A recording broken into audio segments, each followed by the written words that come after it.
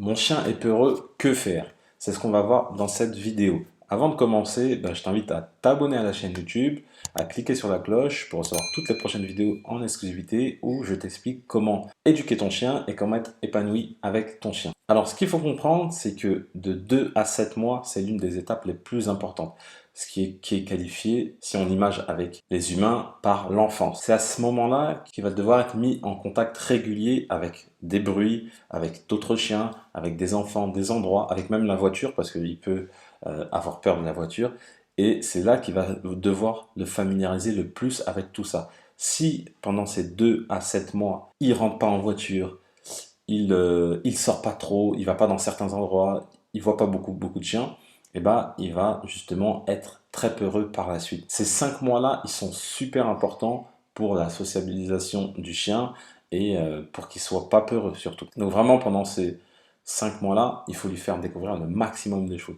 Par exemple, la voiture, même si tu es amené à ne pas trop la prendre, n'hésite pas à prendre la voiture de temps en temps, même pour aller acheter le pain, le mettre dans son endroit, dans la voiture, et aller chercher le pain avec la voiture, pour qu'il se familiarise en fait et qu'il comprenne que c'est super, voilà, la voiture c'est rien de spécial. Également, ce que tu peux faire qui marche très bien, si c'est possible bien évidemment, c'est de le mettre avec un chien adulte. Donc le chien adulte va lui apprendre certaines choses. Par exemple, s'il a du mal, il a peur en laisse et que tu le promènes avec un autre chien adulte, il va être plus rassuré, il va comprendre qu'en fait il ne se passe rien de spécial. Pareil pour la voiture.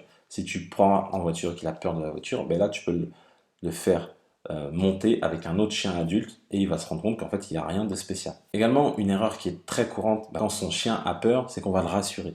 On va lui faire des caresses. Sauf que, en fait, quand on le caresse, lui il assimile ça au fait qu'on le félicite. Donc il va penser que c'est bien ce qu'il fait et ça va le conforter dans sa peur. En pensant le rassurer, il va pas en fait en faire la distinction comme nous on peut le faire entre les caresses on est content et les caresses on te rassure. Lui il fait pas la distinction, pour lui une caresse c'est une caresse. Donc ça c'est une erreur à ne pas faire, donc à ne pas le caresser quand il a peur, mais plutôt faire comme si de rien n'était.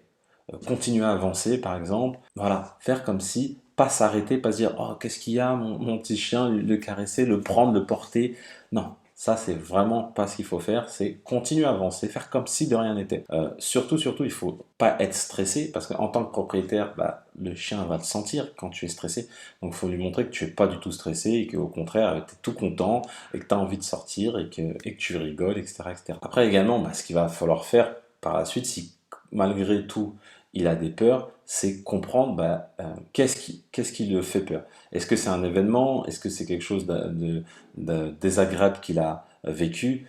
Moi, par exemple, mon chien, à un certain endroit, lorsque je le promenais en laisse, il voulait plus passer parce qu'il s'était fait aboyer dessus par un chien. Donc, quand ça arrive, ce type d'événement négatif, tu vas essayer de détourner son attention. Donc, tu vas détourner son attention, peut-être avec son jouet, peut-être avec une friandise, peut-être en courant, en rigolant, voilà. Toutes les choses qui peuvent vraiment lui faire oublier cet événement-là qui a pu se passer. Et également, il faut insister, parce que si tu dis, ok, à tel endroit, il veut plus passer, je laisse tomber, il n'arrive plus à aller vers d'autres chiens, je laisse tomber, et le problème va s'aggraver par la suite, parce qu'au bout d'un moment, il sera forcément en contact avec un autre chien, il sera forcément en contact, par exemple, avec des enfants, etc., etc. Donc, il faut agir tout de suite et ne pas dire, ok, bon, je laisse tomber, je laisse pourrir la situation, et c'est comme ça, c'est tout. Alors, par exemple, s'il est peureux, que ce soit par exemple pour la voiture, que ce soit pour la balade en laisse, ce que tu vas faire, c'est que tu vas assimiler ces moments-là à des moments très agréables. Par exemple, tu vas prendre la voiture pour aller en campagne, par exemple, ou en forêt, pour qu'il se dépense vraiment. Donc, il va comprendre que, je te parle de ça les 3 4 premières fois où tu vas prendre la voiture, par exemple, s'il a peur de la voiture, tu vas aller par la suite, donc une fois que tu es arrivé en voiture, tu vas aller en forêt. Et là, tu vas jouer. Tu vas faire ça 3 4 5 6 fois, même peut-être, et il va comprendre qu'en fait, à chaque fois qu'il prend la voiture, derrière, il se passe quelque chose d'agréable.